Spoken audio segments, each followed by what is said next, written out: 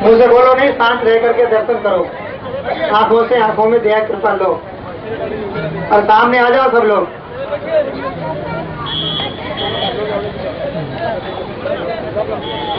यहाँ कुछ नहीं बोलना।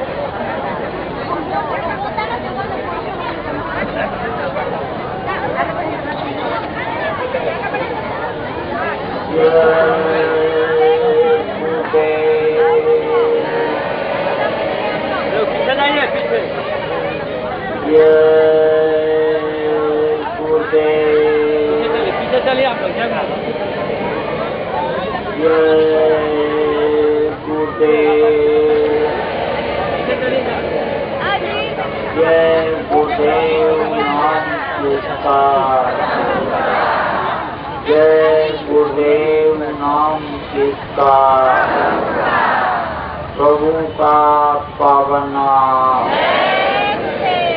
प्रभु का पावन नाम। जय गुरुदेव। सतगुरु शांति वाले तुमको लाखों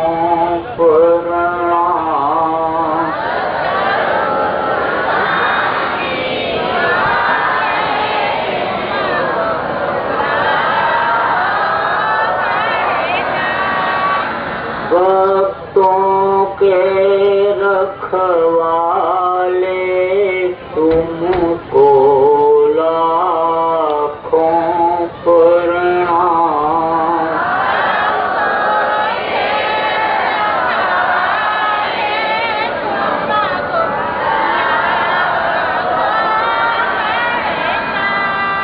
सुतदारा परिवार हैं जितने,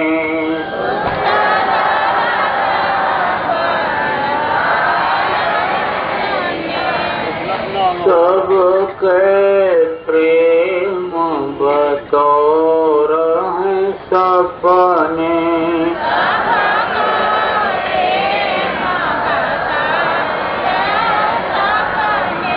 अंत समय कोई नहीं अपने,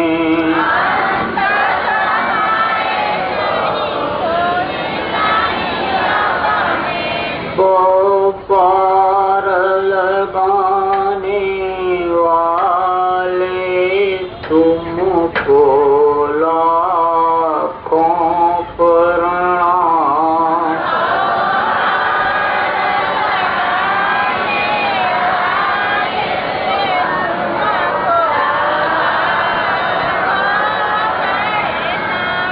भक्तों के रखवाले तुमको लाखों प्रणाम।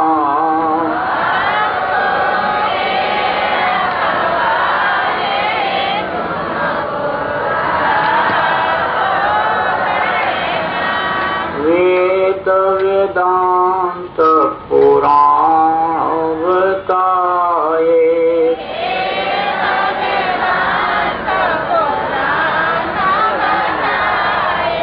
सदाचार सत्संग गाए।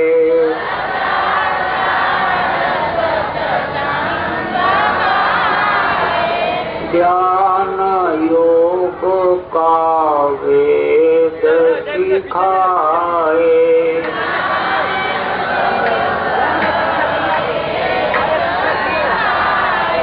ज्योति जगाने वाले तुमको लाखों प्रणाम।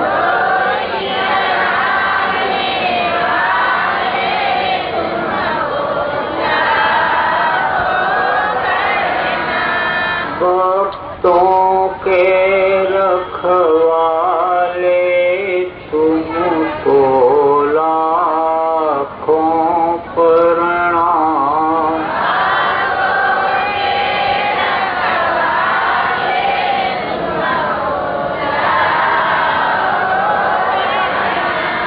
भक्तों पर हैं तुम्हारे लोचन।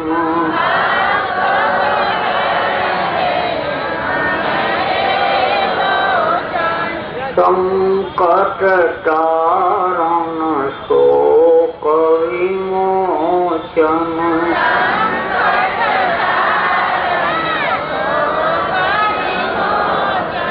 गुरु तुम ही पापों के मोचन।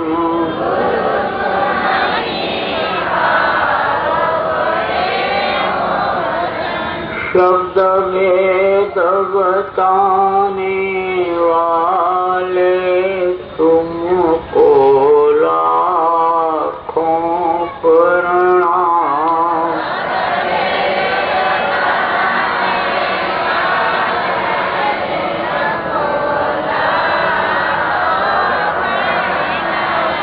भक्तों के रखवाले तुमको लाखों प्रणाम।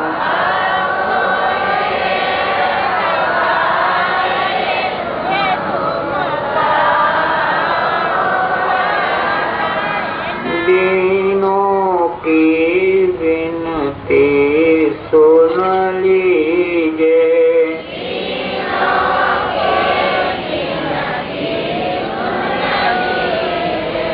किंकर जानी कर कृपा कीजिए।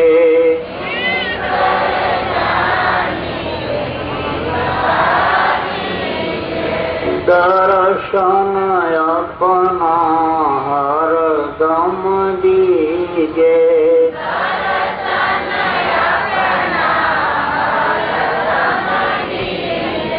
यम त्रास मिटाने वाले तुमको लाखों प्रणाम।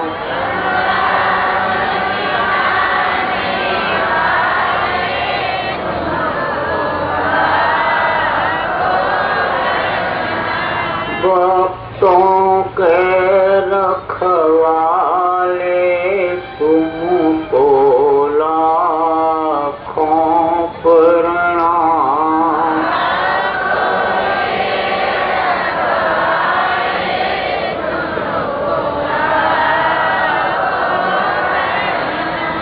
सतगुरु शांति वाले तुमको लाखों प्रणाम।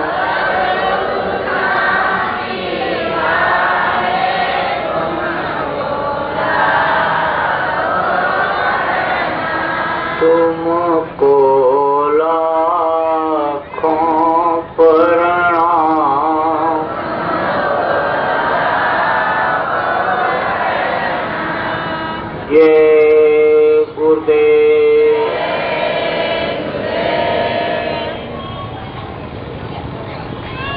सर्व समर्थ सर्वत्र स्मरणीय परम पूज्य गुरु जी महाराज, उपस्थित सभी सत्संगी धर्म प्रेमी भाई बहन, बच्चे तथा बच्चियों, गुरु महाराज की अपार दया मेहर से आज 27 नवंबर 2013 को आप बक्सर तथा आसपास के सभी भाई बहनों, बच्चे और बच्चियों का सत्संग के माध्यम से मुझे दर्शन करने का अवसर मिला। बड़ा ही अच्छा समय रहा है। सत्संग मनुष्य के जीवन के लिए बहुत ही जरूरी चीज है। सत्संग जब लोगों को मिलता था तो बड़ी सुख और शांति थी। सत्संग जब लोगों को मिलता था तो समय पर जाड़ा, समय पर गर्मी और समय पर बरसात होती थी, क्योंकि सत्संग के मुताबिक लोग चलते थे। सत्संग वचन का जब लोग पालन करते थे तो समय पर जाड़ा गर्मी होता था, कुदरत बरकत देती थी, लोगों में खुशहाली थी। जब सत्संग लोगों को मिलता था तब लोग झूठ नहीं बोलते थे। कहते थे कि धर्म न दूजा सत्य समाना, वागम निगम पुराण पखाना। सत्य इतना बड़ा धर्म कोई धर्म ही नहीं। तो धर्म का पालन करो, असत्य मत बोलो, झूठ मत बोलो। झूठ बराबर पाप, सांस बराबर कप नहीं, झूठ बराबर पाप। तो कहते थे झूठ बोलना पाप है, पाप मत करो। कोई किसी को जबान दे देता, पूरी जिंदगी निभाता, मूछ का एक बाल निकाल करके गिरवी रख करके आदमी 1,50,000 रुपया कर्जा ले आता था। देने वाले को इतना विश्वास था कि हमारा पैसा ये समय पर वापस कर जाएगा, प्राण जाए पर वचन न जाए। कोई किसी को जबान दे देता, पूरी जिंदगी निभाता। अब आप इस बात को समझो, लोगों में दया भाव था, हिंसा हत्या लोग नहीं करते थे। इस चीज को समझते थे कि यही जीवात्मा जो इस शरीर के अंदर है, यही सजा भोगने के लिए मुर्गा बकरा में डाल दी जाती है, तो उसको मारना काटना नहीं चाहिए। दया धर्म था। कहते दया धर्म तन वशे शरीरा, ताकत रक्षा करें गंभीरा। बिस्मिल्लाह रहमान रहीम कहे, मुसल्लम ईमान रहमान मुसलमान। कहते थे मैं मुसल्लम ईमान वाला हूँ, मुसल्लम रहम है मेरे अंदर।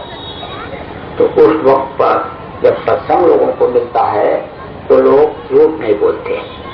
परोपकार की भावना लोगों में थी, एक दूसरे की लोग मदद करते थे, सेवा भाव लोगों में था। दरवाजे पर कोई आ जाए तो उसको अतिथि देवो भव कहते थे। कहते थे ये अतिथि नहीं है, ये भगवान, ये देवता। इस हिसाब से लोगों के अंदर सेवा भाव था।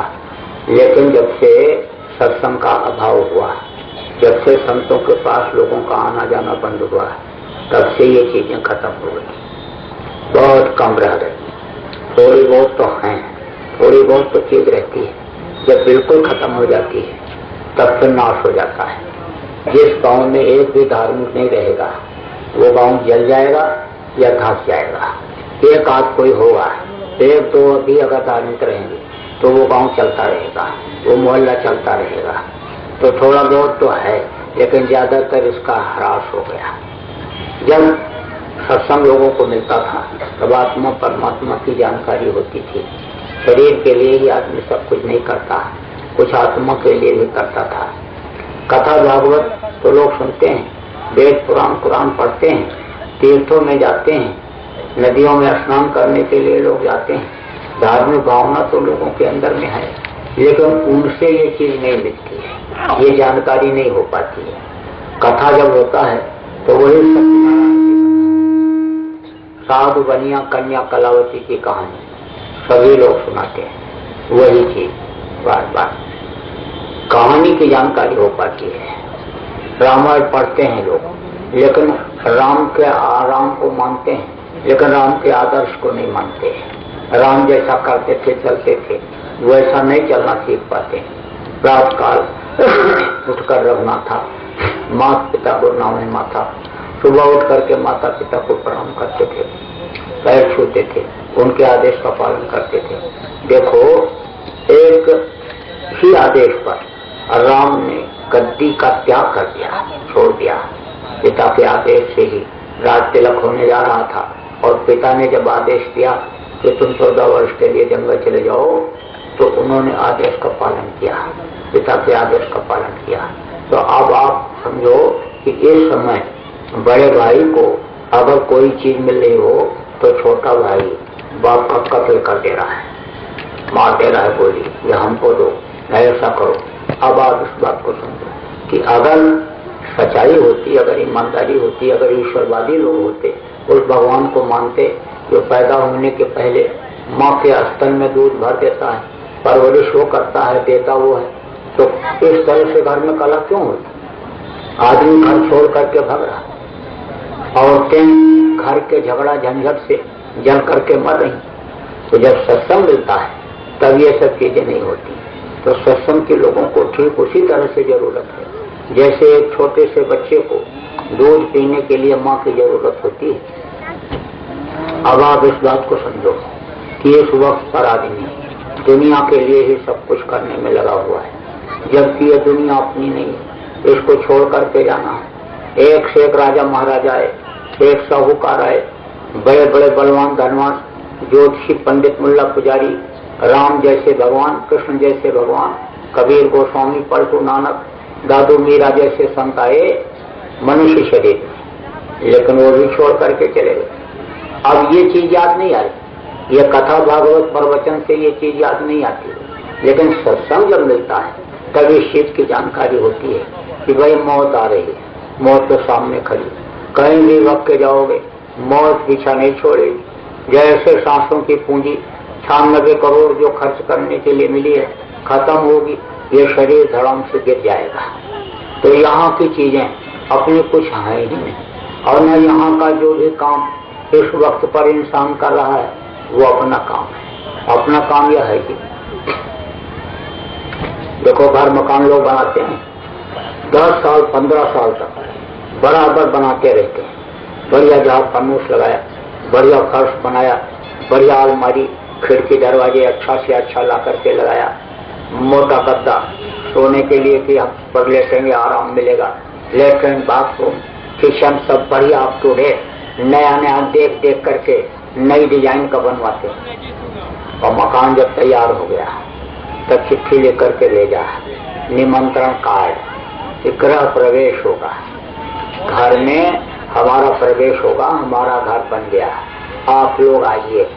तो रिश्तेदार, नातेदार, बिरादरी के लोगों को, भाई लोगों को बुलाते हैं। अब वो आए, बढ़िया पूरी, मिठाई, पकौड़ी सब बना, खीर बना, बढ़िया पुआ, और खूब खाए सब लोग, खा पी करके चले गए।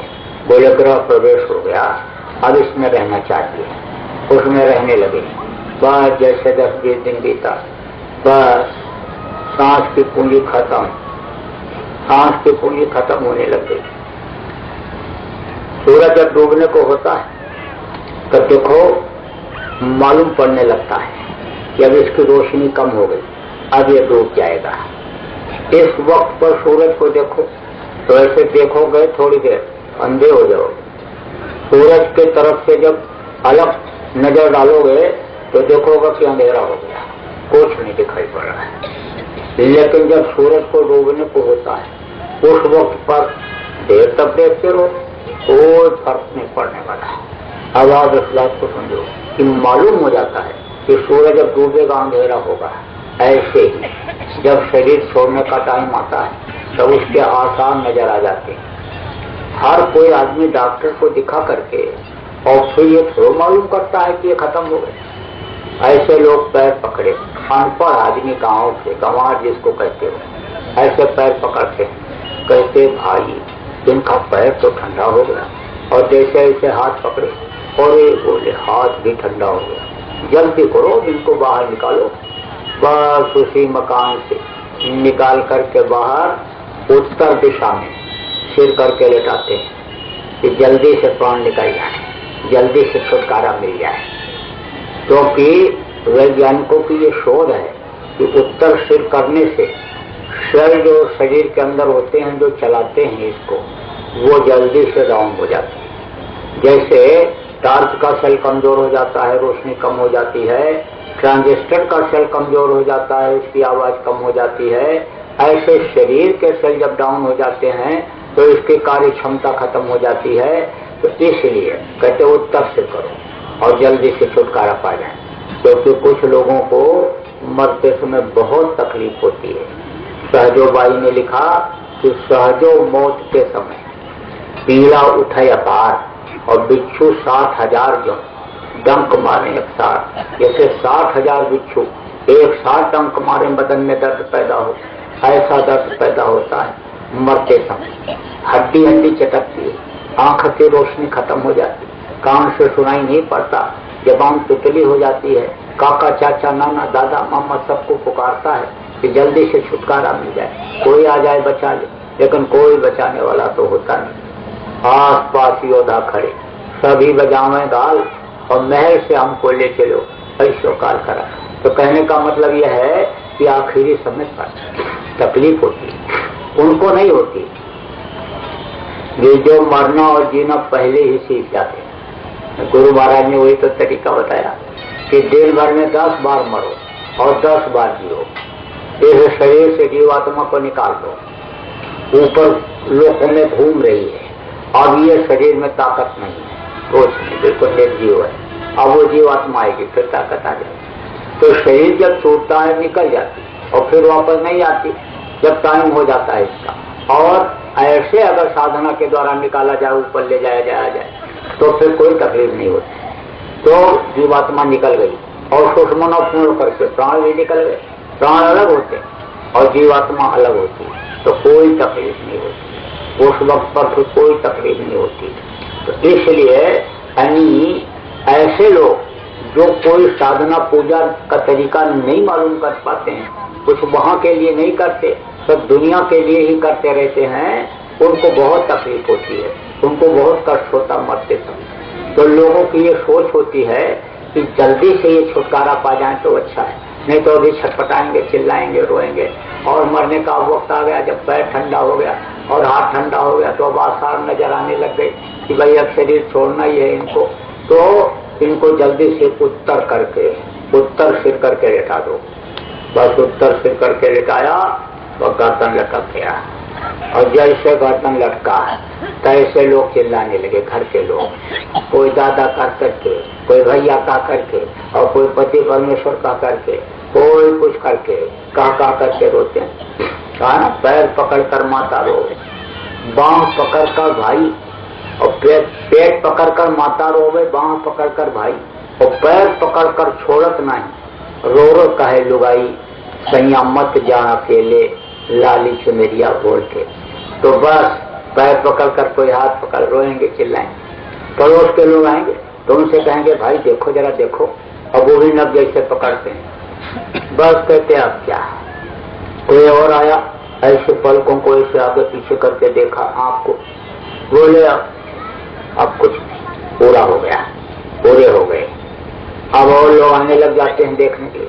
जो समझदार आदमी आता है यही कहता है कि जल्दी करो, नहीं तो मिट्टी खराब हो जाएगी। इसको मिट्टी कहने लगते हैं। इतने आदमी यहाँ बैठे हो, अभी किसी से कह दो कि ये तुम्हारा मिट्टी है तो थप्पड़ मारेगा, कहेगा ये मिट्टी है, ये मिट्टी है, ये तुझको मिट्टी दिखाई पड़ा, ये हीरा जैसी काया और तुझको मिट्टी दिखाई पड़ा। और अगर आदमी कमजोर है, मारने के लायक नहीं है आपको, तो अंदर अंदर गाली बकता हुआ जाएगा। इनके दिल दिमाग में मिट्टी भर गई, गोबर भर गया, मोतिया पिंड हो गया, दिखाई नहीं पड़ता है आंख से, ये मिट्टी दिखाई पड़ रहा है इनको, गाली बकता हुआ जाएगा। लेकिन प्राण निकलने के बाद इसको लोग मिट्टी कहने लगते हैं। चाहे राजा का शरीर हो, चाहे महाराजा का शरीर हो, चाहे सेठ साहूकार का शरीर हो, चाहे ऋषि मुनि योगी योगेश्वर का शरीर हो, लेकिन सबको मिट्टी ही लोग कहते जल्दी ले जाओ मिट्टी, जलाओ नहीं तो मिट्टी खराब हो जाएगी, इसको ले जाओ जल्दी जलाओ। बस ले गए शमशान घाट पर। अब वही लड़का जो सेवा करता नहलाता धुलाता खिलाता था, पैर दबाता था, वही लड़का ले जा करके जला करके राख कर दिया। हाड़ जले जो लाकड़ी और केस जले क्यों घास। जैसे हड्डी चट चट करके जलती है, ऐसे ही जैसे लकड़ी चट चट करके जलती है चूल्हे में, ऐसे हड्डियां ये सब जल करके राख हो गई। बाल ये जल गए घास की तरह से। बस जीवन लीला खत्म।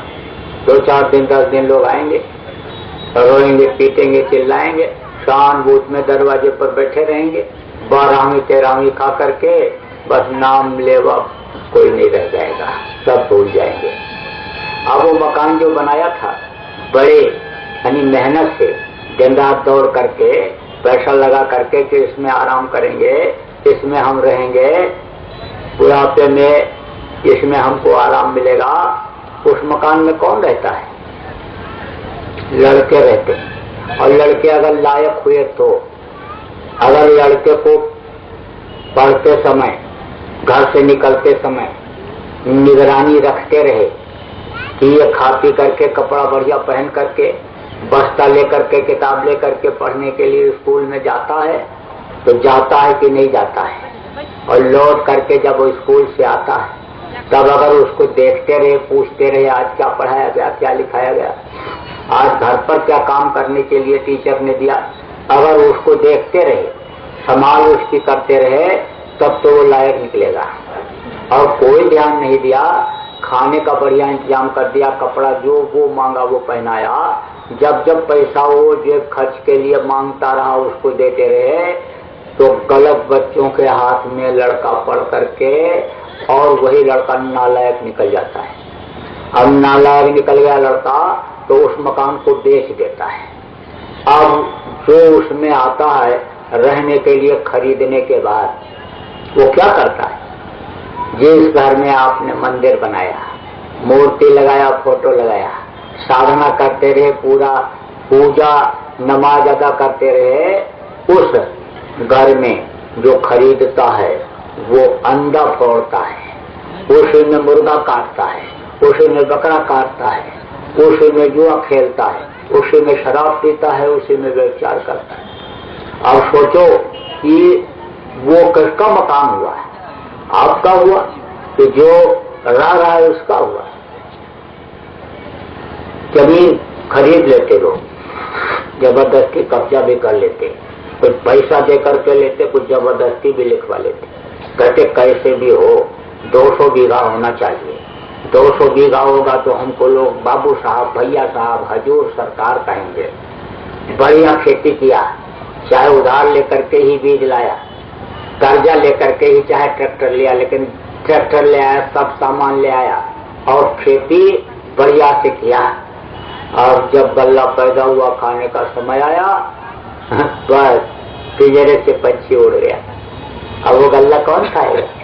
दूसरे लोग खाएंगे। दुकान खरीदा, जमीन खरीदा, दुकान बनवाया, सामान भर दिया उसमें ला करके, लुधियाना से लाए, बम्बई से लाए, दिल्ली से लाए, सब सामान भर दिया। अब बिक्री भी शुरू हो गई, 2000-3000 रुपए रोज की आमदनी भी होने लगी। लेकिन मुनाफा खाने का जब समय आया, 10-20 दिन दुकान खुलने के बाद जब समय पूरा हुआ, बस शरीर छोड़ करके चले गए। तब वो मुनाफा कौन खाए? रुपया पैसा जमा किया बैंक में, ये मेरा है, मेरे पास रहेगा तो मेरे काम आएगा, लेकिन आंख बंद हो गई तो रुपया पैसा वो किसके काम आएगा? अगर लड़कों को मालूम है लड़के निकाल पाए तो निकाले, और नहीं तो वो सरकार का हो जाएगा। विदेशी बैंकों में लोग ले जाकर के रुपया जमा किए और मालूम नहीं बच्चों को, किसी को नहीं, अब वो दूसरे देश का हो गया। अब आप इस बात को समझो। तो यहाँ जो कुछ भी काम इंसान अपना कर रहा है, ये अपना समझ करके वो अपना काम है ही नहीं। इस मनुष्य शरीर के लिए जो कुछ भी काम कर रहा है, यह भी अपना काम नहीं। यह शरीर इस काम के लिए नहीं दिया गया। यह तन कर फल विषय न भाई, और स्वर्गो स्वर पांत दुखदाई। अंत में यह तकलीफ दे जाता है। ये विषय वासनाओं के लिए मनुष्य शरीर नहीं दिया। ये किस लिए दिया? उस मालिक ने साधन धाम मोक्ष कर द्वारा, मोक्ष का दरवाजा इसी ने यह साधना के लिए दिया। और बहुत मांगने के बाद अधोमुखी जब रहे थे, थल सिर ऊपर पांव, राखन हारा राखिया, जठर अगिन की लाओ, तू ही तू तुत्कार थी, जपता बाजा और बाहर आकर भरमिया बहुत उठाए पाप। जब माँ के पेट में उल्टे टंगे हुए थे, टट्टी पेशाब मांस के लोथड़े भरे हुए थे, जब माँ के पेट की आग बराबर तपा रही थी तो दिन रात प्रार्थना करते रहते थे, या प्रभु या मालिक मुझको इस दोजख से नरक से बाहर निकालो। बाहर निकल करके मैं दिन रात भजन करूंगा। लेकिन बाहर आकर भरमिया और बहुत उठाए पाप।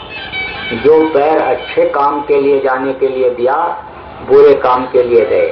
हाथ जो अच्छा काम करने के लिए दिया था, उससे बुरा काम किया।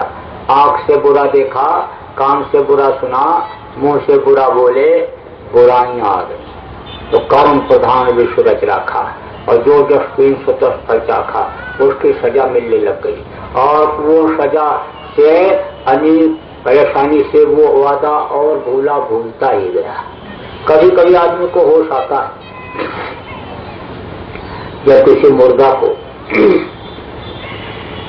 जलवाने के लिए या गड़वाने के लिए शमशान घाट पर जाता है आदमी, तो जब तक वहाँ मुर्दा जलवाने की तैयारी होती है तब तक लोग बैठ करके बहुत अच्छी अच्छी बातें करते हैं। क्या गया बेचारे के साथ, सब कुछ यहीं छोड़ गया, नंगा रह करके, भूखा रह करके, धान कमाया, मकान बनाया, बाल बच्चों को पढ़ाया लिखाया, रोजी रोजगार में लगाया, धन पुत्र परिवार मान प्रतिष्ठा वैभव सब कुछ होते हुए कोई भी चीज साथ नहीं गई।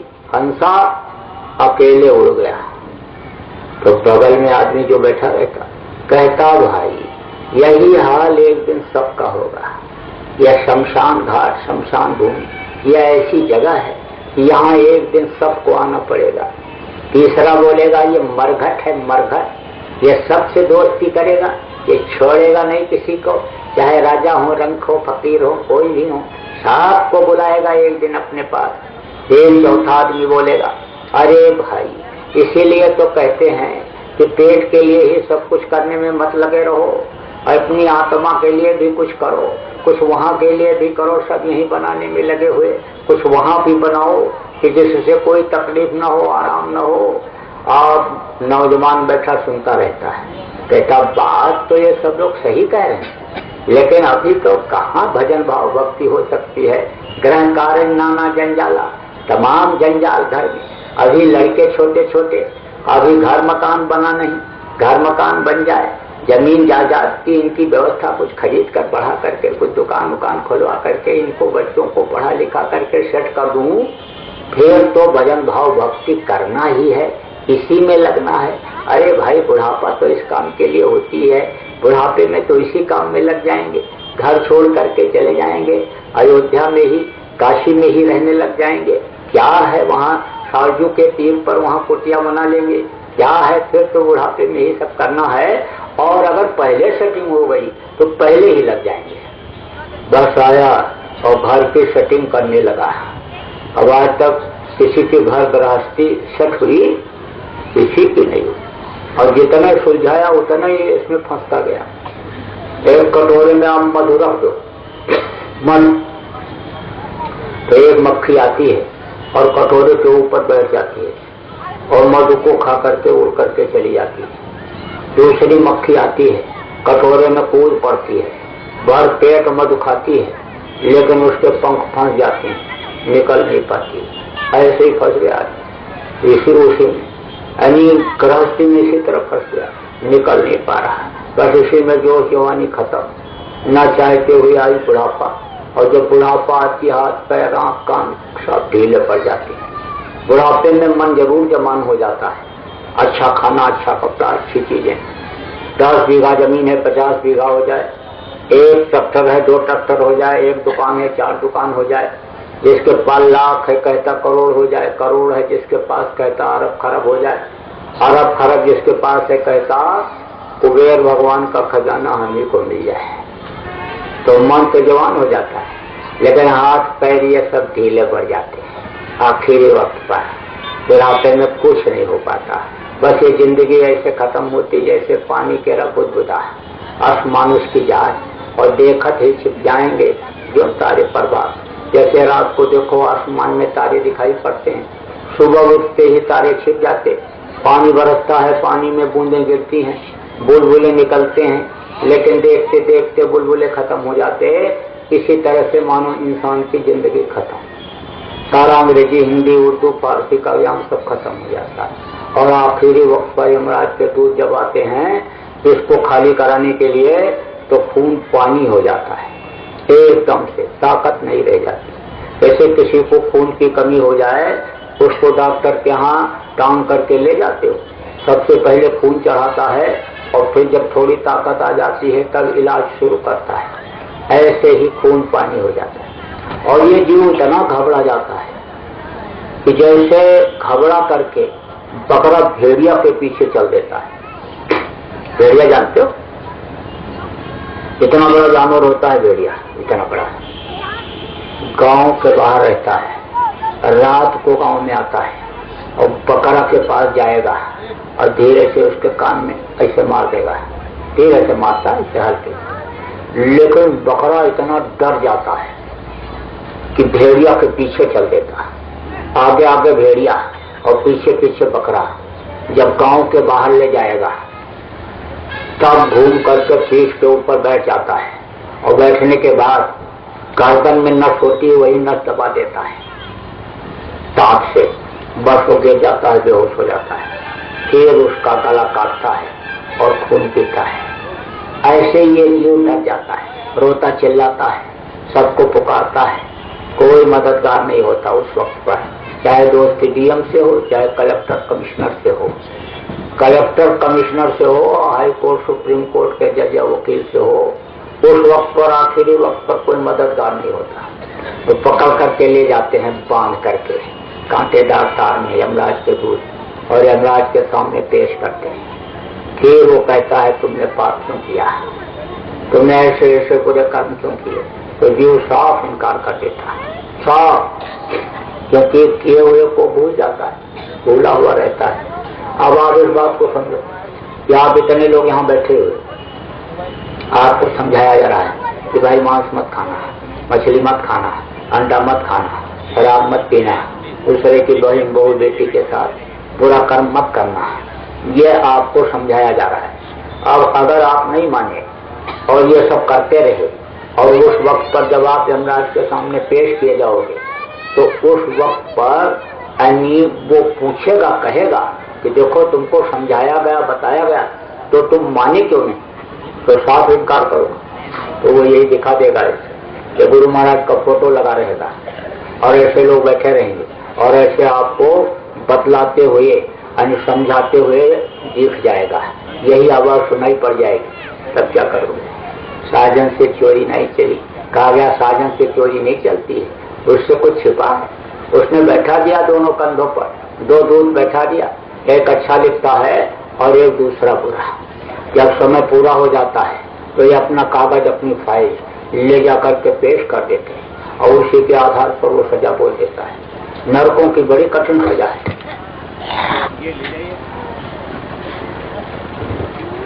अब आप इस बात को समझो कि काहू का से नीचे की ऊपर पांव बांध जो दीना, बड़ी कड़ाही तेल जलाया, बड़े जीवों का छौंक लगाया, तपत शिला जो निश्चिन रही, ताव पर जीवों को रखी, सिर नीचे और पैर ऊपर करके बांध देते हैं नरकों, और फिर कोड़ा लगाते हैं, मारते हैं, बड़े बड़े कड़ाह तेल से भरे हुए खोलते रहते हैं, उसी में डाल देते हैं, जैसे छौंका लगाया जाता है उसी में उबलते रहो।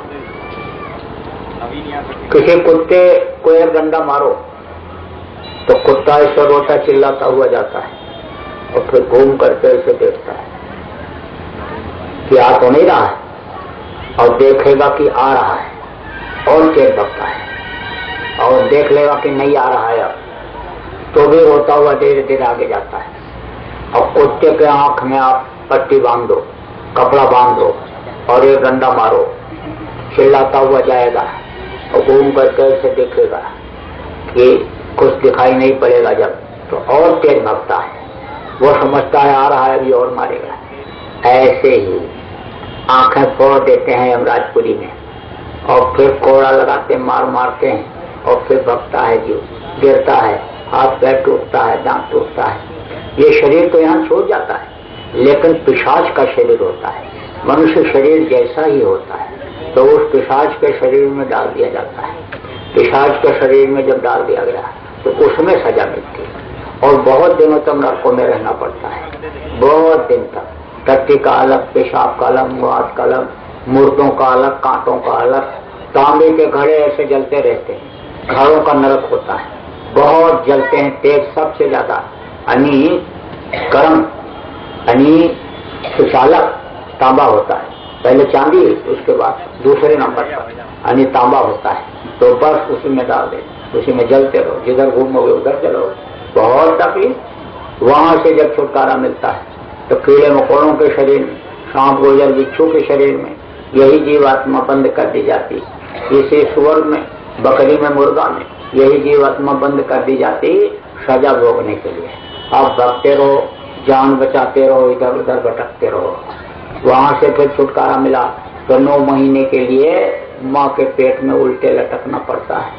9 महीने से कम समय में बच्चा माँ के पेट में पल करके बाहर नहीं निकल सकता है। तो अब आप इस बात को समझो, 9 महीने माँ के पेट में उल्टे लटके रहो। फिर वहां से छुटकारा मिला, मनुष्य शरीर मिला, लेकिन सतगुरु नहीं मिले, रास्ता बताने वाले नहीं मिले, तो फिर भटकते रह जाते।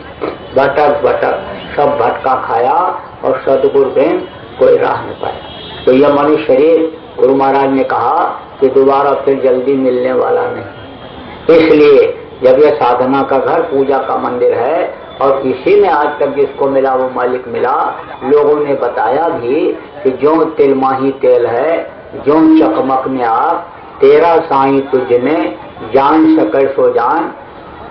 उन्होंने कहा कि इसी में है, जैसे तिल में तेल होता है, बाहर से नहीं देखता, जब तैरते हो तो नीचे चूता है, मालूम पड़ता है।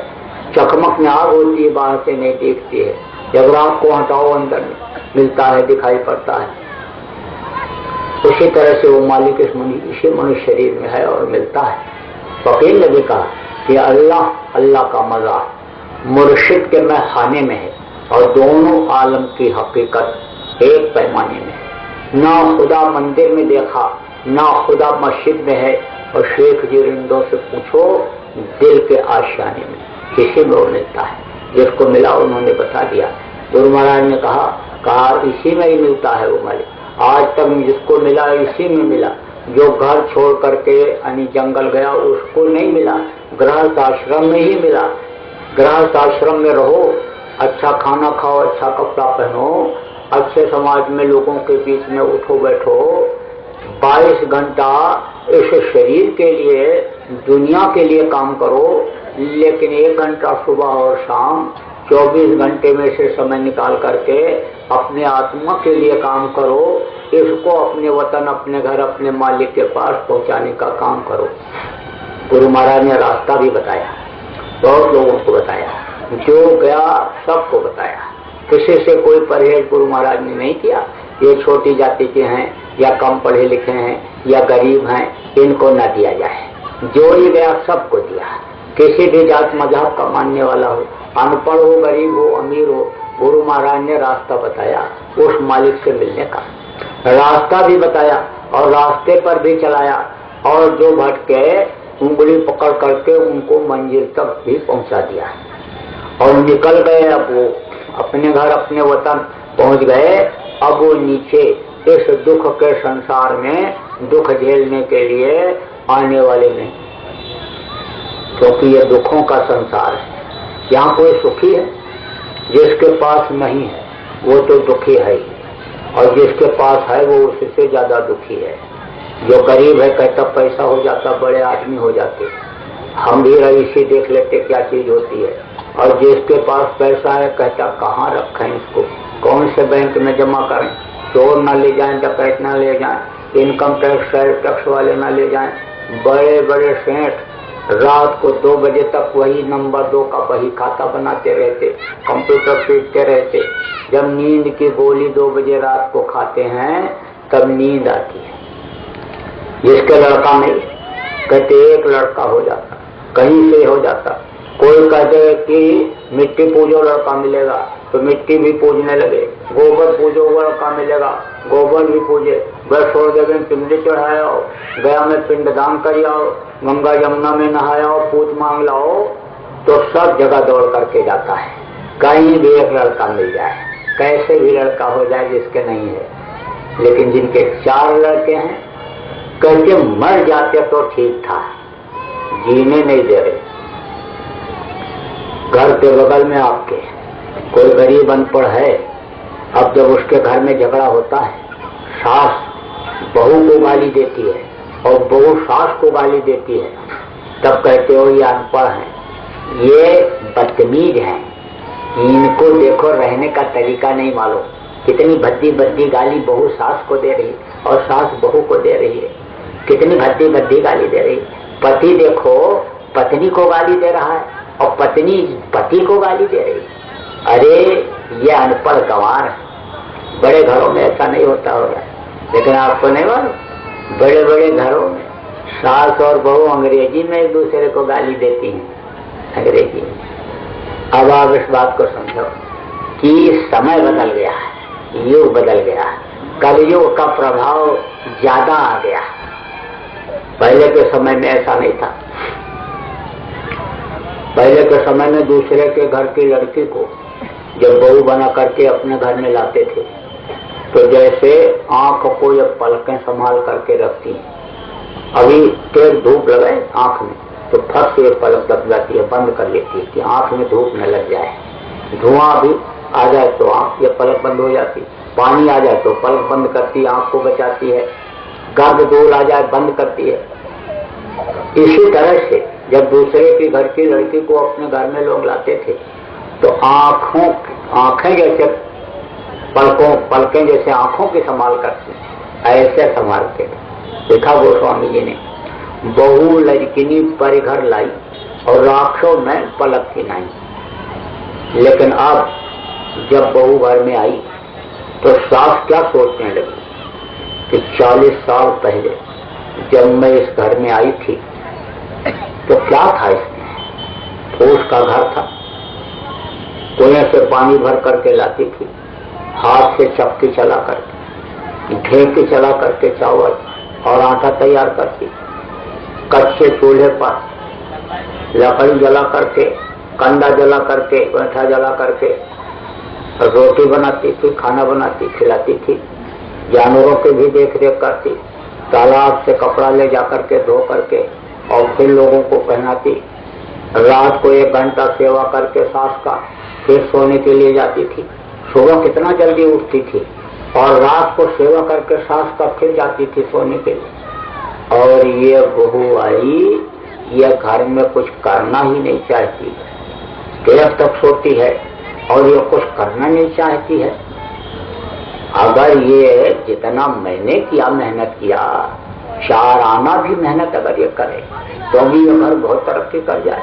यह मेहनत का ही फल है कि घर भी बन गया और लड़का भी पढ़ लिया और पढ़ लिख करके नौकरी काम में जब लगा तब ये बहू आई यहाँ इस घर में, तो ये कुछ करना ही नहीं चाहती।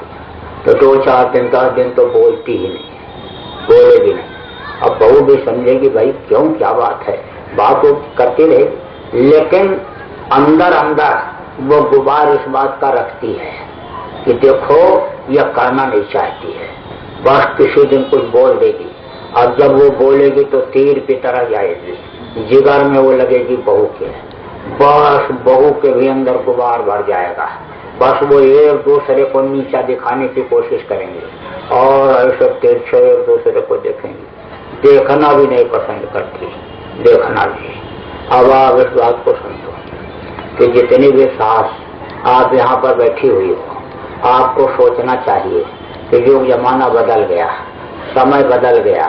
अब चूल्हे पर बहुत कम लोग रोटी बनाते, अब तो गैस के चूल्हे चल गए और उसमें माचिस देशलाई भी नहीं लगानी पड़ती, बस ऐसे खूटी ठो उसी में लाइटर फिट होता है और फट से वो जल जाता है चूल्हा। बिजली के ऐसे ऐसे चूल्हे चल गए कि ऐसे बटन दबाओ और चूल्हा चालू हो गया, उस पर हाथ रखोगे जलेगा नहीं, लेकिन बर्तन रख दोगे गर्म हो जाएगा, खाना बन जाएगा 10 मिनट में। प्रेशर कुकर में खाना बना तैयार, दाल चावल। अब आप इस बात को समझो कि मोगरी से पीट के अब कपड़ा लोग नहीं धोते, अब तो बटन दबाते, मशीन है और उसी में डाल देते हैं और बटन दबाते, कपड़ा धुला तैयार। अब आप इस बात को समझो कि पहले जैसा युग जमाना अब नहीं रहा है। अब हाथ की चक्की कहाँ चलती है, और यही हाल रहा तो कुछ दिन के बाद किसी के घर में चक्की रही नहीं जाएगी, रही नहीं गई।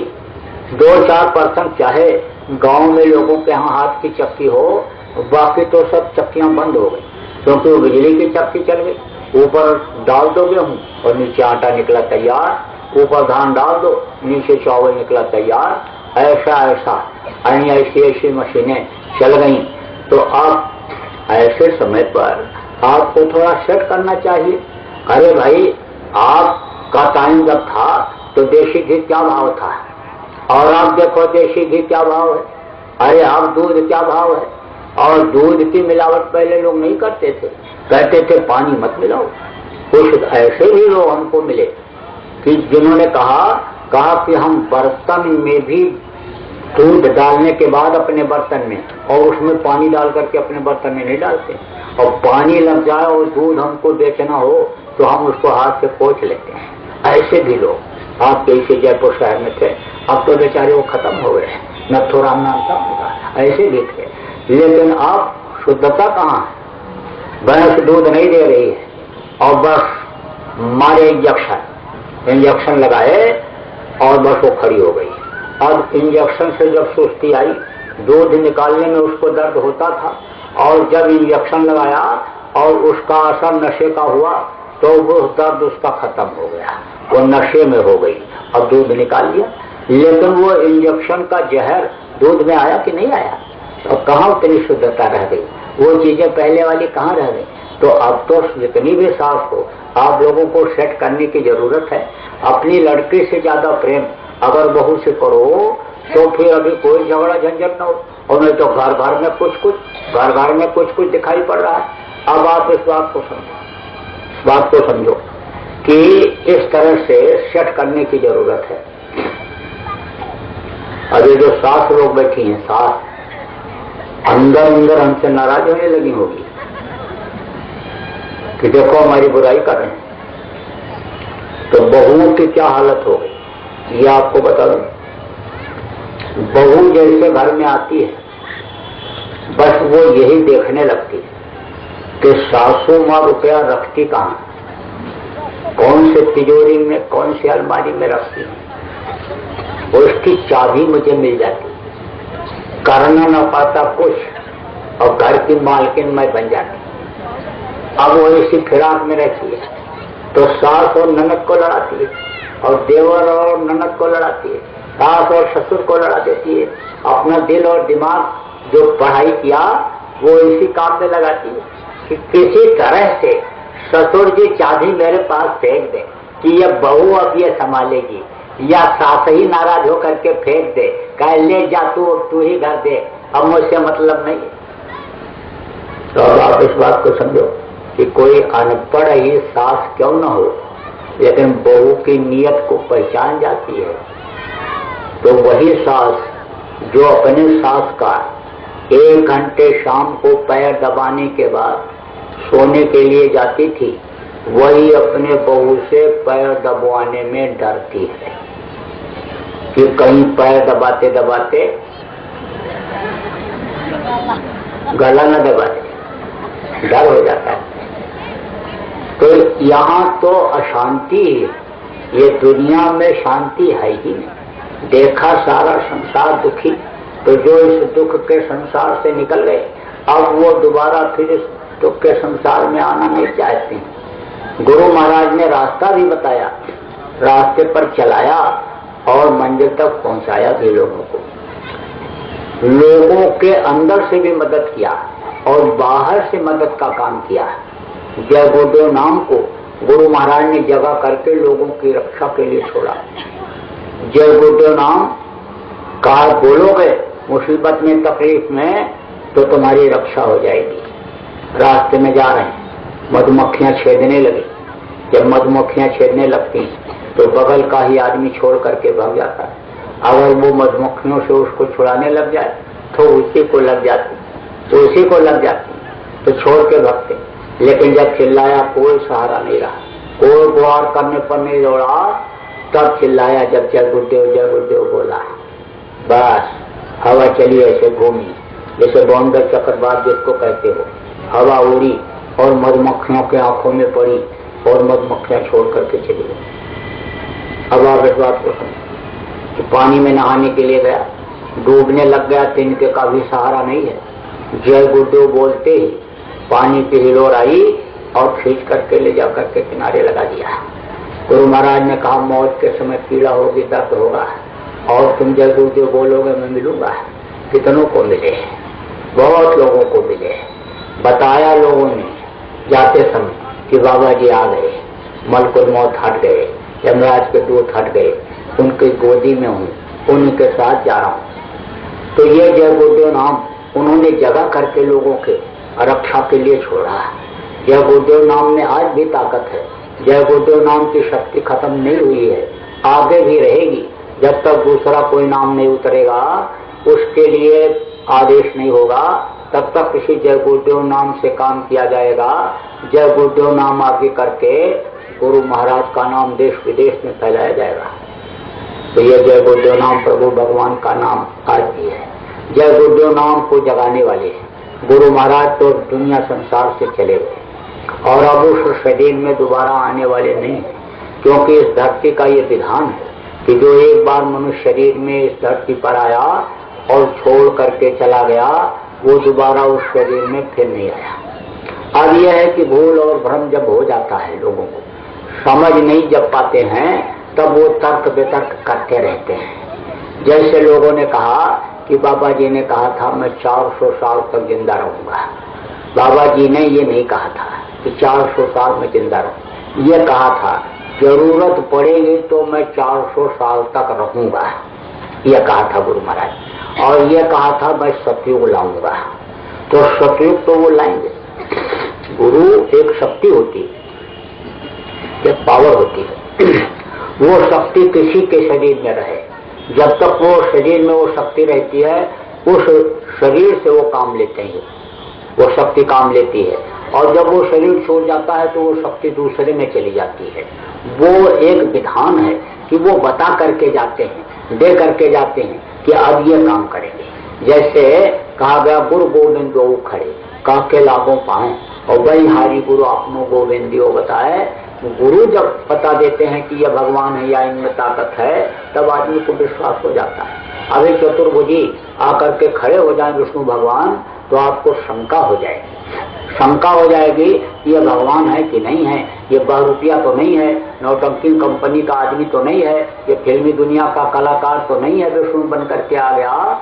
लेकिन कोई जानकार आदमी जिस पर आपको विश्वास है, जिसके कहने पर चलने पर आपको आराम मिला, मानसिक शांति मिली, धन पुत्र परिवार में बढ़ोतरी हुई, हर तरह से लाभ मिल रहा, वो जब ये कह देगा कि ये भगवान है, तब आप उसको मान लोगे कि ये जानकार हैं, इनके पास मैं आया मेरे को फायदा हो रहा है। तो वो जिसको बता करके जाते हैं, फिर वो काम करने लगता है।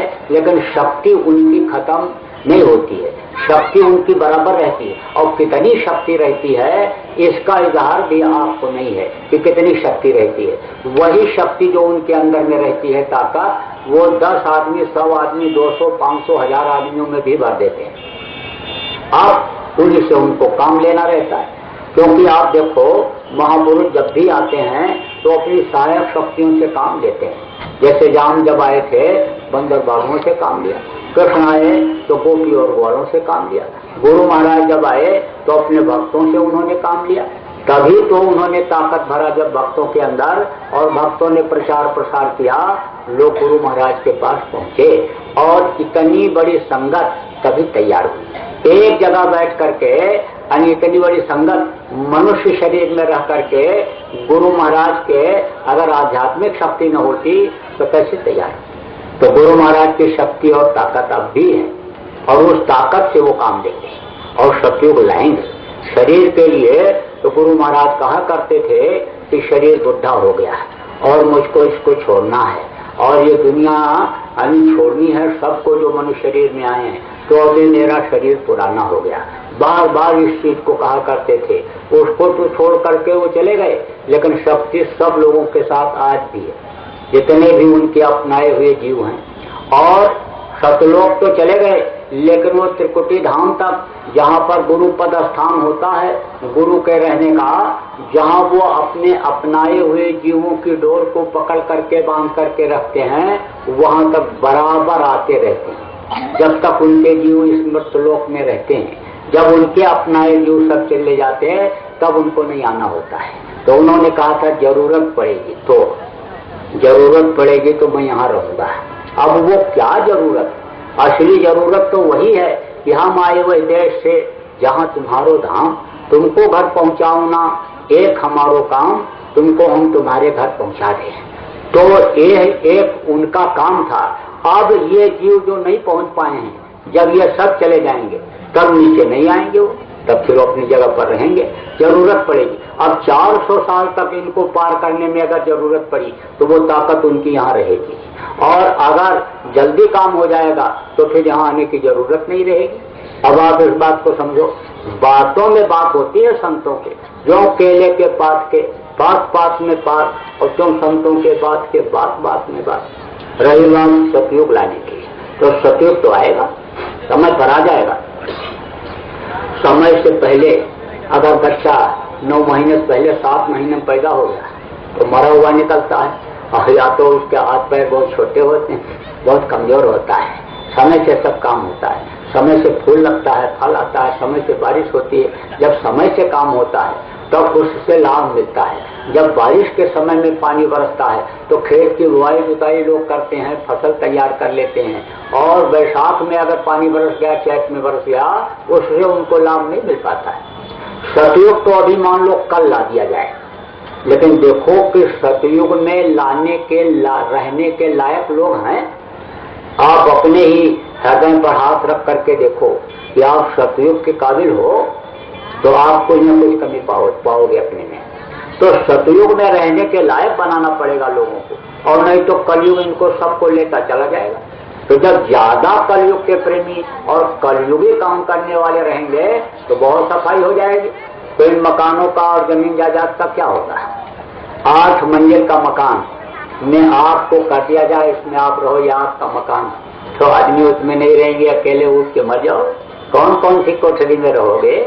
अरे भाई, आपको खजाने में मोती के डाल दिया जाए, हीरे मोती के खजाने में डाल दिया जाए और कहा जाए ये आपका सब है, लेकिन यहाँ कोई है ही नहीं, कोई रहेगा ही नहीं, क्या करोगे हो? किस काम का है वो खजाना? आदमी होना चाहिए। यानी सतयुग जिस काम के लिए इस धरती पर उतारा जा रहा है तो उसका आनंद तो लोगों को मिलना चाहिए। तो अभी तो सतयुग के योग्य लोगों को बनाया जा रहा है। काम तो होगा, हम कर दें, हमारे अंदर वो दया गुरु महाराज भर दें, आपके अंदर भर दें, किसी और के अंदर, पशु पक्षी के अंदर भर दें। यह तो भारत का इतिहास बता रहा है। यहाँ सुपर अवतार हुआ, 12 अवतार हुआ, खम्भ फाड़ करके निकल करके और भक्त की रक्षा की है। यह तो वो भूमि है। तो सतयुग तो समय पर आएगा, और गुरु महाराज अब चले गए, अब मनुष्य शरीर में आने वाले नहीं। शंका किसी को हो जाए तो उसके लिए क्या कहा जाए? शंका हो जाती है। जैसे पूरब मुंह करके बैठे रेलगाड़ी में और दक्षिण मुंह करके ट्रेन खड़ी हुई उतरे, तो वहां 2-3 दिन 4 दिन जब तक रहेंगे वो पूरब ही मालूम पड़ेगा कि यही पूरब है। रास्ते में जा रहे हो, कहीं रात का समय है और रस्सी पड़ी हुई है, अब शंका हो गई, भ्रम हो गया कि यह सांप पड़ा हुआ है, तो रस्सी का पूंछ भी, रस्सी का पिछला हिस्सा पूंछ दिखाई पड़ता है, आगे का हिस्सा मुंह दिखाई पड़ता है कि जीव देखो निकाल रहा है। मिट्टी की ढेर कहीं लगी हुई है, और यह भ्रम हो गया कि आदमी बैठा हुआ है, तो उसका हाथ पैर आंख कान सब दिखाई पड़ेगा, पगड़ी भी दिखाई पड़ेगी। लेकिन जब टार्च जला दोगे, रोशनी कर दोगे, तब वो आदमी जो दिखाई पड़ रहा था मिट्टी का ढेर, जो सही चीज है वो मालूम पड़ जाएगा। ऐसे ही जब तक आंख बंद करोगे अंधेरा रहेगा, तब तक वो लोग भ्रम में रहोगे। लेकिन अगर आपने उजाला अंतर में पैदा कर लिया, तीसरी आंख अंदर की खुल गई, तो गुरु महाराज आपको सामने दिखाई पड़े। और गुरु महाराज से पूछो, कितने लोग इस वक्त पर बता रहे हैं टेलीफोन से कोई दिन बाकी ऐसा नहीं कि 2-4 साधकों का फोन ना आता हो। सब बात बताते हैं कि दिखाई पड़ा और ऐसे मिले, और गुरु महाराज ये बात बता रहे। पूरा रोज का रोज कुछ लोग लिखते ही जाते हैं, डायरी मोटी तैयार हो रही। कभी समय आएगा वो डायरी आपको पढ़वाया जाएगा, प्रकाशित करा दिया जाएगा। अभी उसका वक्त नहीं है, उसका समय नहीं है। तो अब आप इस बात को समझो कि जब भ्रम रहता है तब अन्य आदमी दौड़ता रहता है। आए और बोले गुरु महाराज हैं, और गुरु महाराज प्रकट होंगे, और गुरु महाराज जिंदा हैं, और चलो हम गुरु महाराज से मिलवाते हैं। दौड़ करके चले गए। जब वहां पहुंचे बोले देखो आज नहीं प्रकट होंगे, 1 तारीख को। अब 1 तारीख को फिर गए, बोले आज नहीं निकलेंगे, पूर्णिमा को आएंगे बाहर, और 10, 20, 25 जितने भी लोगों को तुम ला सको ले आओ, एक बार दर्शन करा दो, बार बार नहीं मिलेंगे बाबा जी। और यहाँ पर आया आदमी, प्रचार किया और प्रचार करके ले गया लोगों को कि अरे चलो हम दिखाते हैं तुमको, मैं दिखाता हूँ, चलो मैं वहाँ जगह देख करके आया हूँ, वहीं पर प्रकट होंगे, और बिल्कुल उसी तरह की कुटिया और उसी तरह से देखेगा कि पीछे से बिल्कुल हमको दिखाई पड़े, ये भी बोल देगा। अब लोग जब वहां पहुंचे तो उन लोगों ने कहा क्या बताया जाए, कानूनी अड़चन आ गई, अब पैसा इकट्ठा करो, चंदा और आदमी इकट्ठा करो, जरूरत पड़ेगी तो पैसा का खर्चा करना पड़ेगा, झंडा उठाना पड़ेगा। आज नहीं, अब फिर समय बताएंगे कब निकलेंगे। अब वो जो 10-20 लोग और साथ में गए थे वो समझदार आदमी, ये तो भोला आदमी, इसको लोगों ने कहा तो गुरु के प्रेम में दौड़ पड़ा है, टाट पहन लिया जिसने, प्रचार बराबर करता रहा, उसकी बातों पर विश्वास करके लोग चले गए। लेकिन समझदार लोगों ने उनको देख करके भाग लिया, देख करके भाग जाते हैं। कहा गया ना हित अनहित पक्षी जाना। ये फकीर साहब थे तो काला कपड़ा पहन करके जाते थे उधर जंगल की तरफ, तो पक्षी आ जाते और ऐसे लटक जाते, कोई कंधे पर बैठ जाता, कोई सिर पर बैठ जाता। क्योंकि फकीर महात्मा जो संत होते हैं उनके शरीर से खुशबू आती है, तो वहां आते जाते रहते, तो वहां तो खुशबू ही खुशबू है, आनंद ही आनंद है। तो पक्षी आ जाते थे, आनंद लुत्फ लेते थे। तो एक था बहेलिया, पक्षियों को मारने पकड़ने खाने वाला, तो उसने सोचा कि काला कपड़ा पहनने से पक्षी जब आ जाते हैं तो मैं भी पहन करके चलूं, और पक्षी जब आएंगे बैठेंगे तो मैं पकड़ के रख लूंगा जेब में। और जैसे काला कपड़ा पहन करके बहेलिया जंगल की तरफ गया और पक्षियों ने ऐसे देखा, उड़ करके दूर चले गए, पेड़ के ऊपर बैठ गए। जिधर वो जाए उधर से ही उड़ते सब चले जाए। लौट करके उधर से आया तो देखा महात्मा जी जंगल की तरफ जा रहे, तो उनसे पूछा फकीर साहब से कि आप चाहते हो तो पक्षी आपके शरीर के ऊपर बैठ जाते हैं, और मैं जब गया तो वो सब उड़ गए, ऐसा क्यों? तब उन्होंने कहा कि तुम्हारे शरीर से मांस की इतनी बदबू पसीने की आती है कि पक्षियों के नाक तक पहुंच जाती है, और वो समझ जाते हैं कितने पक्षियों को मार करके ये खा चुका है, तो तुम्हारे पास वो आएंगे कि नहीं पशु पक्षी जाना। तो समझदार लोग समझ जाते हैं उस बात को कि ये जो काम कर रहे हैं, ये झूठ फरेब का काम कर रहे हैं। वही फिर उस आदमी को जो सबको बुला करके दर्शन कराने के लिए ले जाता है, उसी से रास्ते में कहने लगते हैं कि अरे ये तो अभी देख पैसा मांगे हैं, और जब इलेक्शन आएगा तब कहेंगे हमको वोट दे दो, हम एमएलए बन जाएंगे, एमपी बन जाएंगे, तब हम जब विधानसभा लोकसभा में आवाज उठाएंगे तब बाबा जी आएंगे। अरे तेरी जूती घिस जाएगी और बाबा जी का दर्शन ये नहीं करा पाएंगे, ये प्रकट नहीं कर पाएंगे। ये तो अपनी टीम बना रहे हैं, तो टीम बनाते हैं वो, टीम समाज बनाते हैं वो। अब ऐसे आदमी तैयार कर लेते हैं कि एक आदमी झूठ बोलता है और दूसरा उसको सच कर देता है, बस विश्वास होने लगता है लोगों को। एक राजा के दरबार में 2 आदमी पहुंचे तो कहा हमको रख लिया जाए, अच्छी तनख्वाह दिया जाए और रहने खाने का इंतजाम कर दिया जाए। बोले भाई तुम किस काम के आदमी हो, कौन सी तुम्हारे अंदर योग्यता है तुमको रख लिया जाए? बोले हम बड़े काम के आदमी हैं, मौके पर काम आते हैं, अरे भाई कौन सी योग्यता है तुम्हारे अंदर? तब बोला मैं झूठ बोलता हूं। एक आदमी बोला झूठ बोलता हूं, तो राजा ने कहा मैं झूठे आदमी को हमको नहीं रखना है, हट जाओ। दूसरा से पूछा तुझको क्यों रखा जाए? बोला मैं झूठ को सच करता हूं। बोले तुमको भी नहीं रखना है। जब झूठे को नहीं रखेंगे, कोई झूठ बोलने वाला नहीं होगा, तो सच कराने की जरूरत क्या है, हट जाओ। तो मंत्री ने कहा सरकार देख लिया जाए कि ये कैसे झूठ बोलता है, दूसरा सच कैसे करता है। तब उससे कहा अच्छा ठीक है झूठ बोल, तू झूठ बोल। तो बोला सरकार राजस्थान में ऊंटों का काफिला जा रहा था, बस पानी बरसा और सब ऊंट जल करके मर गए। बोले ऊंट कैसे जल के मर जाएंगे जब पानी बरसेगा तब? तो झूठ को जो सच करने वाला था उससे कहा बोल तू इसको सच करेगा?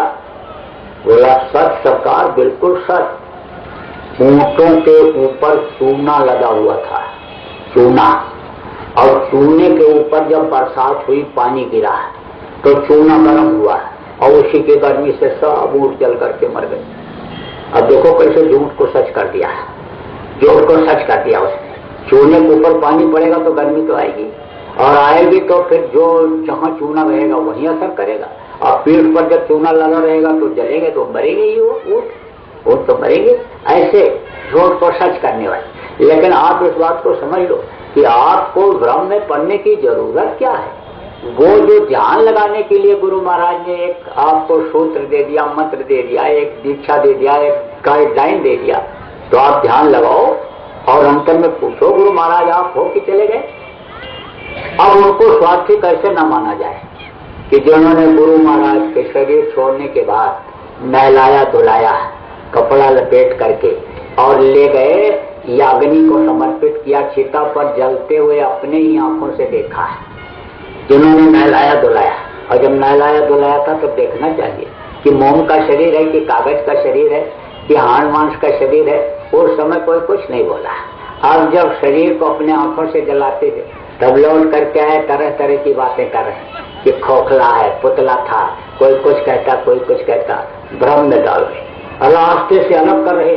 जो परमार्थ का रास्ता लोगों का, उस रास्ते से अलग कर रहे। अब उनको स्वार्थी कैसे न माना जाए, कैसे न स्वार्थी माना जाए। तो आप इस चीज को समझो कि स्वार्थ में आदमी अपना टीम बनाने लगता है। तो आपको तो अपने काम से काम, अपने को देखो, गुरु को देखो, और गुरु ने जो रास्ता दिया उस रास्ते पर आप सब लोग चलो।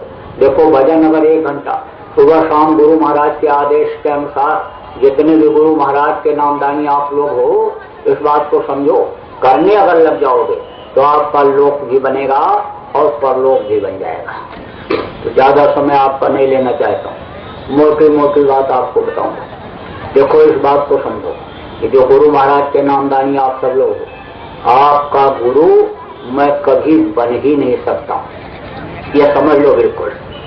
आपके गुरु यही गुरु महाराज रहेंगे, इसलिए इनको हृदय में बसाना, इनको मस्तक पर सवार रख करके चलना। ये आपके गुरु हैं और यही मेरे भी गुरु हैं। आप सोचो मैं गुरु आपका बन गया, गुरु महाराज ने मेरे लिए कह दिया तो मैं गुरु बन गया, ऐसा नहीं। गुरु महाराज ने ये कहा था कि नए लोगों को ये नामदान देंगे और पुरानों के संभाल करेंगे। तो गुरु महाराज ने इस लायक बनाया। जब मैं गुरु महाराज के पास पढ़ाई करके पहुंचा, पढ़ाई पूरी करने के बाद 40 साल पहले करीब पहुंचा जब, तो उस समय कोई जानकारी नहीं थी कि संत मत क्या होता है, संत क्या होते हैं, सदगुरु क्या होते हैं, आत्मा परमात्मा क्या होती है, कुछ। धार्मिक विचारधारा तो थी, मंदिरों में जाता था, हनुमान जी को लड्डू जरूर चढ़ाता था, लेकिन लड्डू चढ़ाता था तो यही कहता था पास हो जाऊं। विद्यार्थियों को क्या चिंता रहती है, बस पास हो जाए अच्छे नंबर से और खाने को मिल जाए और कोई फिक्र नहीं रहती। बाकी फिक्र तो गार्जियन को रहती है, माँ बाप को रहती है। लेकिन गुरु महाराज के पास जब आया तो हर तरह की शिक्षा गुरु महाराज ने दिया। छोटी से छोटी सेवा करवाया, सफाई करवाया, झाड़ू लगवाया, नाली साफ कराया, यानी फावड़ा भी चलवाया खेतों में। और गुरु महाराज ने हर तरह से अपनी निजी सेवा भी दिया, हर तरह की निजी सेवा भी दिया। और ऐसे पढ़ाया, समझाया, बताया कि कोई अपने बच्चे को पढ़ा करके क्या ट्रेंड करेगा। यह हमने देखा कि गुरु महाराज की जितनी भी बातें रहती थी सब शिक्षात्मक रहती थी, कोई बेकार की बात नहीं। कभी भी उन्होंने बात किया और बात करते करते सब बातों में ही सब समझा जाते थे, सब बता देते थे, कोई चीज न समझ में आओ और पूछने लायक भी नहीं। क्योंकि बाप अपने यानी बेटा अपने बाप से हर चीज मर्यादा में नहीं पूछ सकता, बेटी अपनी माँ से नहीं पूछ सकती मर्यादा में। तो गुरु महाराज उस समय किस्सा कहानी सुना करके और समझा देते थे और फिर पूछते थे, समझे? हाँ समझ गए। अरे कोई समझ में आया? हाँ समझ गए। तो आप इस बात को समझे, ध्यान भी रखा खाने पहनने का जब तक गुरु महाराज के पास रहा, और गुरु महाराज ने डांट फटकार भी लगाया लेकिन टूटने नहीं दिया। ये हमने देखा। कहा गया ना कि गुरु कुम्हार शिष्य कुंभ है और गड़ी गड़ी काढ़े खोट और अंतर हाथ सराय कर बाहर मारे चोट। जैसे कुम्हार घड़ा बनाता है तो ऊपर से ठपकी मारता है कि घड़ा सुंदर सुडोल बन जाए, लेकिन अंदर से हाथ लगाए रहता है, ठपकी मारता ऊपर और अंदर से हाथ लगाए रहता है कि जिससे घड़ा टूट न जाए। तो इसी तरह से बराबर संभाल किया गुरु महाराज ने और हमको अपने साथ रखे। जहाँ ले गए काफिला निकलता तो काफिले की पूरी व्यवस्था मेरे जिम्मे, आश्रम पर रहते वहाँ की व्यवस्था तमाम, वहाँ पर निर्माण का कार्य करवाया, तमाम सामान मंगाया, तमाम मेहनत और ईमानदारी का पाठ जो गुरु महाराज ने पढ़ाया उस हिसाब से काम किया। आया ना, बांग पीठ सीढ़िया उरागी और स्वामी सर्वभाव छल त्यागी। सूरज की रोशनी जाड़े में लेना चाहिए, बहुत फायदेमंद है, लेकिन पीठ की तरफ से, सामने से नहीं। ऐसे ही स्वामी की जब सेवा करो तो छल कपट दम पाखंड एक तरफ रख करके उसी तरह से काम किया है। कोई भी अपना न तो घर बनाया, न अपना घर बसाया, न कोई रुपया पैसा इकट्ठा किया, न कोई जमीन जायदाद बढ़ाया। अब आप इस बात को समझो कि इस तरह से गुरु महाराज के साथ निश्चल भाव से लगा रहा। बहुत दिनों से, काफी दिन हो गए, बस 24 घंटे में एक बार 2 रोटी खाना और बराबर जो मिल गया कपड़ा पहना और फिर गुरु महाराज की सेवा में बराबर लगा रहा। परमार्थी भाव रहा, अब भी परमार्थी ही भाव है, अब भी परमार्थी ही भाव है, अब भी उसी तरह का नियम चल रहा है। उसी तरह सब तो शरीर भी बुढ़ा हो गया, 65 साल की उम्र हो गई, अब कहाँ से मेवा मिष्ठान हजम हो पाएगा इसमें? तो अब भी उसी तरह से खाना और अब भी कोई लोभ लालच नहीं। हमको जो कुछ भी हाथ में आप पकड़ा देते हो। गुरु महाराज के नाम का आश्रम बन रहा है ये उज्जैन में, वहाँ पर उसको लगा देता हूँ। उन्हीं के नाम का बन रहा, कर सब वही रहे, मैं तो केवल निमित्त मात्र हूँ। मैं तो उनके पैर का धूल का एक हिस्सा हूँ, बाकी सब काम वही कर रहे हैं। अब आप समझ लो मेरे द्वारा करवा रहे हैं, वही करता मेरा बाबा और मेरा नाम हो रहा। कर तो वो रहे हैं और लोग हमको समझे, लेकिन ये समझ लो कि सब वही कर रहे हैं। अब ये आश्रम वगैरह बनाने की क्यों जरूरत पड़ी और इस तरह से क्यों करना पड़ा, ये भी आपको बता दूं। गुरु महाराज जब शरीर छोड़े तो लोगों को लालच हो गई। इस समय जो लोग वहाँ बैठे हुए हैं, ये गद्दी मेरे पास होनी चाहिए, ये धन संपत्ति मेरे पास होना चाहिए, इसके लिए मुझे कुछ भी करना पड़े। जब उनको ये चीज मालूम हो गई कि गुरु महाराज ये लिख करके संविधान में गए कि जो नामदान देगा वही संस्था का अध्यक्ष होगा, जब इस तरह से उन्होंने देखा तो बोले ये सबसे बड़ा कांटा है।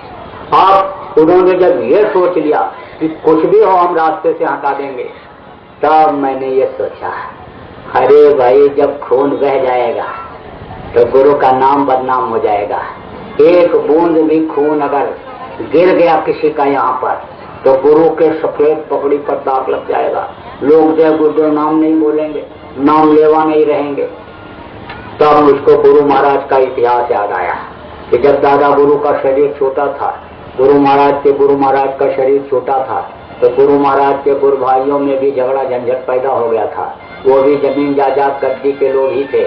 तो गुरु महाराज सब छोड़ के चले आए सिरौली और फिर कभी भी नहीं गए। तो हमने भी कहा भाई अब इसको छोड़ो, ये झगड़ा झंझट, ये धन संपत्ति, ये तो बर्बादी करा देगी। चलो जो गुरु ने आदेश दिया है उस काम को किया जाए। तो सब छोड़ दिया हूँ, एकदम खाली हाथ वहां से निकल पड़े। लेकिन गुरु की दया इतनी रही कि मुश्किल से 2 घंटा जेब खाली रहा होगा। जैसे भरतपुर पहुंचा, राजस्थान में आपका स्वागत है, ये लीजिए और सारी व्यवस्था हो गई। और वहां पर फिर ये हुआ कि भंडारा गुरु महाराज का नाम का कहाँ किया जाएगा, तो ये वह जगह बनानी पड़ेगी। तो बनाया गया उज्जैन में, वो आश्रम भी चल रहा है। तो ये बात आप समझो कि गुरु महाराज की दया थी और गुरु महाराज का काम ये शुरू किया गया, जगह जगह दौड़ा किया गया, जगह जगह लोगों को समझाया बताया गया कि भाई भजन करो, भजन सार है, वो करने लग जाओगे सब शंका निकल जाएगी, संतुष्टि आ जाएगी। और लोगों ने करना शुरू किया, लोगों को फायदा भी होने लग गया, लोग मिल करके भी बताने लग गए और लोग फोन पर भी बताने लग गए। लोगों के धन में, पुत्र में, परिवार में बढ़ोतरी भी दिखी, लोगों के दुख और तकलीफ में भी फायदा हुआ, तब थोड़ी संतुष्टि मिली। तो जगह जगह बहुत भीड़, यहाँ तो आज क्या बहुत कम भीड़ है, बहुत भीड़ जगह जगह लोगों की हुई। फिर लोगों ने कहा नामदान कब मिलेगा, नामदान दीजिए। जब आपको गुरु महाराज ने नामदान देने के लिए कहा है तो आप नामदान दीजिए। मैंने कहा भाई मैं इंतजार कर रहा हूँ, मैं मुकर नहीं रहा हूँ जो आदेश उन्होंने दिया है, लेकिन अंतर में आदेश जब हो जाएगा तो नामदान देना शुरू कर दूंगा। फिर ऐसी मौज हुई गुरु महाराज की। और गुरु पूर्णिमा से उन्होंने कहा तुम्ही को देना पड़ेगा, तुम्ही को देना पड़ेगा, क्योंकि बहुत बोझा आता है, कर्मों का बहुत बोझा आता है और वो मुझको भी भोगना पड़ता है। इस चीज को मैं भी महसूस कर रहा हूँ। लेकिन गुरु महाराज भी देखो चलते रहते थे, 4-5 साल में इधर देखो गुरु महाराज का शरीर अस्वस्थ रहता था, दूसरे के कर्मों को लेकर के अपने शरीर पर लेते थे, लेकिन बराबर चलते रहते थे, बैठते नहीं थे। जीवों को का काम करने का जो दादा गुरु ने उनको जिम्मेदारी दिया था बराबर वो निभाते रहे। तो मैंने कहा जब गुरु महाराज चलते रहते हैं तो चलते रहो जब तक शरीर चलता रहेगा। तो फिर नामदान देना शुरू कर दिया, जगह जगह जा करके बहुत लोगों को नामदान दिया और लोग भजन भी कर रहे हैं और उसका शुभ समाचार भी दे रहे हैं, खबर भी दे रहे हैं, भजन में तरक्की की, भजन कर रहे हैं लोग। तो अब आप इस बात को समझो कि गुरु महाराज ने ये कहा था कि नए लोगों को नामदान देंगे और पुरानों की संभाल करेंगे। जब गुरु महाराज मौजूद थे तो उस वक्त पर मंच पर अपने बगल बैठाते थे और कहते थे नामदान देने के बाद इनको समझा दो, भजन ध्यान इनको करा दो, इनके बच्चों का मुंडन कर देना, नाम रख देना, कोई बीमार है दवा बता देना, कोई बाधा है निकलने का उपाय बता देना, जनेऊ करवा देना, शादी ब्याह करवा देना, ये सब जिम्मेदारी गुरु महाराज मुझको दे करके गए थे। तो वो तो मैं सब आपका पुराने जितने भी लोग हो वो काम मैं करता रहूंगा, लेकिन कहो जीवात्मा का कल्याण उसको गुरु महाराज करेंगे। इसलिए इनसे प्रेम करना, इनसे अगर सच्चे हृदय से और लगन से इनको मानोगे, सच्चे हृदय से इनसे प्रेम करोगे तो ये आपका लोक भी बना देंगे और परलोक भी बना देंगे। और जो नए लोग आए हो आपको नामदान दूंगा, लेकिन ये बस सोच लेना चेला बनाने के लिए आने, कोई लोभ लालच नहीं है, आपसे कोई मांग नहीं रहा कि लोटा दो, लंगोटी दो, धोती दो और ये दो वो दो, कुछ आपसे क्या मांगूंगा भैया। आप भी तो दिन रात मांगते रहते हो, जिससे मांगते रहते हो उसी से मैं भी मांगू। धरणी जहाँ लो देखिए कहलो सब भिखार और दाता केवल सदगुरु, देख न माने हार, ये देने में हार मानते हैं। हमने तो ये देखा कि कल अगर हमको किसी चीज की जरूरत है तो वो चीज आज हाजिर हो जाती है। इच्छा हुई नहीं मन में कि ये चीज होना चाहिए, वो चीज मिल जाती है। तो फिर आपसे क्या मांगू, आप भी तो मांगते रहते हो। अब यह जरूर है कि आपको कुछ देना है तो आप अपनी बुराइयां दे दो, बुराइयों को छोड़ने का संकल्प बना लो कि आज तक हमने जो बुरा कर्म किया अब नहीं करना है, और उसके लिए गुरु महाराज से, मालिक से माफी मांग लो कि अब आज से नहीं। जो भी मांस खाया, मछली खाया, अंडा खाया, शराब पिया, ताड़ी अफीम, गांजा भांग का सेवन किया, जो भी दूसरे की बहन बहू बेटी को बर्बाद किया, यह सब काम अब नहीं करने का, उसके लिए उस मालिक से माफी मांग लो। जो दीन बंधु कहा गया, दीनानाथ गरीब परवर कहा गया, उससे आप माफी मांग लो और आप आज से मत खाना। देखो मांस मनुष्य का भोजन नहीं, मांस खाने वाले को सख्त सजा मिलती है। आप इस बात को समझो कि जो चाट के पानी पीते हैं उनके लिए मांस बनाया गया है। खींच कर पानी पीने वाला गाय बैल भी मांस को सूंघ करके छोड़ देता है, एक आदमी ही नहीं सूंघता, सब खाता दबाता चला जाता है। तो अब आप इस बात को समझो कि आपने अगर गलती किया 84 लाख योनियों में सबसे श्रेष्ठ योनि मनुष्य की, तो सख्त सजा मिलेगी। जानकार जब गलती करता है तो उसको सख्त सजा मिलती है। कोई वकील जब कत्ल करता है तो मैं जब ये कहता है कि तुमको मालूम है 302 की सजा क्या होती है, फिर तुमने क्यों कत्ल किया, सजा मिलेगी, सख्त सजा मिलती है। तो मांस मत खाना, बुद्धि खराब हो जाती है मांस खाने से। भीष्म पितामह की बुद्धि जो दुर्योधन पापी के अन्न के खाने से खराब हो गई थी, द्रौपदी की लाज इसीलिए नहीं बचा पाए थे। तो अन्न से के दोष से बुद्धि खराब हो सकती है, तो जानवरों का मांस खून आएगा शरीर के अंदर, तो बुद्धि कहाँ से सही रहेगी। देखो उत्तम कुल पुलस्त का नाती और शुभ पूजो वो भांति। उत्तम कुल पुलस्त ऋषि का नाती था, सोने की लंका थी, 4 वेद 6 शास्त्र 18 पुराण का जानकार रावण था। लेकिन एक आदमी कोई खानदान में बचा, उसको राक्षस कहा गया, सर्वनाश हो गया। 1 लाख फूल 1.25 लाख नाती और का रावण घर दिया नबाती। क्यों? क्योंकि मांस खाता था, शराब पीता था, दूसरे की माँ बहन बहू को गलत नजर देखता था। मांस मनुष्य का भोजन है, और जब से लोग मांस ज्यादा खाने लगे, देखो ये बीमारियां बढ़ गई। जितने नर्सिंग होम खुलते चले जा रहे, अस्पताल खुलते चले जा रहे, बीमारियां बढ़ती चली जा रही। डॉक्टर भी नहीं समझ पा रहा है कि इनको दवा कौन सी दें, क्योंकि इनका खून टेस्ट कराता हूँ तो जानवरों के खून के अंश इसमें आ गए हैं, इन्होंने मांस खाया है। अब वो दवा सोच रहा है आदमी के लिए जो बनी है वो दें, या पशुओं के लिए जो कंपनी ने बनाया उसको दें। और पशुओं की दवा देंगे तो भी मरेगा, और आदमी की दवा फायदा नहीं कर रही है। तो अब आप इस बात को समझो कि खून बेमेल हो जाता है, बेमेल खून हो जाता है, तालमेल खून का नहीं रहता, इसलिए स्वास्थ्य खराब हो जाता है आदमी का, बीमारियां बढ़ती जा रही। अब आप इस बात को समझो, मांस मनुष्य का भोजन नहीं है। और मछली क्या है? तालाब की सफाई के लिए बनाई गई। कोई भी गंदी चीज आप तालाब में डाल दो, मछली खा जाती है। खखार के ठोका, टीबी का मरीज, मछली खा जाएगी। कैंसर धोया, मछली खा जाएगी। टट्टी करने के बाद धोने के लिए गए, तालाब में नदी में गिरा, वो टुकड़ा मछली खा जाएगी। कोई गाय मर गई और बह गई, सुअर मर गया, कुत्ता बाढ़ में मर के आ गया, बिल्ली मुर्गी मुर्गा बाढ़ में बह करके आ गया, पानी में नदी में गिरा, डूब गया, उसी में सड़ गया, और मछलियां खाएंगी। अब कोई हिंदू से अभी गाय के खाने के बारे में कहो तो मारेगा, अभी उठाएगा यानी डंडा और कहेगा मार देंगे, काट देंगे। गाय खाने के बारे में, माँ का जिसका दूध पिया जाता है मांस खाया जाता है। बोलो इन्होंने कैसी बात कह दिया। सुअर के बारे में नाम ले लो तो तौबा तौबा मुसलमान बोलता है, लेकिन जिसने मछली खाया वो किसी जानवर के मांस से बचा खाने से। अब इस चीज को समझो, जब मर जाती है ऊपर तैरती है मछली, तब गिद्ध और कौवा मछली को खाते हैं, ये उसका आहार है, भोजन है, कुदरत ने भगवान ने उसके लिए बनाया। अब आप समझो गिद्ध और कौवा का खाना जब आदमी खाएगा तो बुद्धि कहाँ से सही रहेगी। अंडा ये क्या है? ये माताएं मासिक धर्म होती हैं, तो खराब खून इकट्ठा हो जाता है तो बच्चा बन जाता है। मुर्गियों का खराब खून इकट्ठा हुआ तो अंडा बन गया।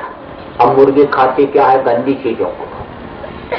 कोई भी चीज गंदी चीज होगी मुर्गी खा लेगी, अच्छी चीज को ऐसे निकाल देती है, ऐसे ऐसे ऐसे ऐसे ऐसे ऐसे करके उठाती है, ऐसे ऐसे करके, और वो जो गंदी चीज होती है वही खाती है, और उसका खराब खून बना, खराब खून बना, और उसी का बनता है अंडा। टट्टी और पेशाब का खराब हिस्सा और खराब खून ये मिलकर के अंडा बनता है। अब किसी से कहो मुर्गी का खराब खून पियोगे मासिक धर्म का, तो अभी 1000 गाली देगा, लेकिन अंडा कहते ताकत देती है, कोई ताकत नहीं देती। उससे ज्यादा ताकत मूंगफली में।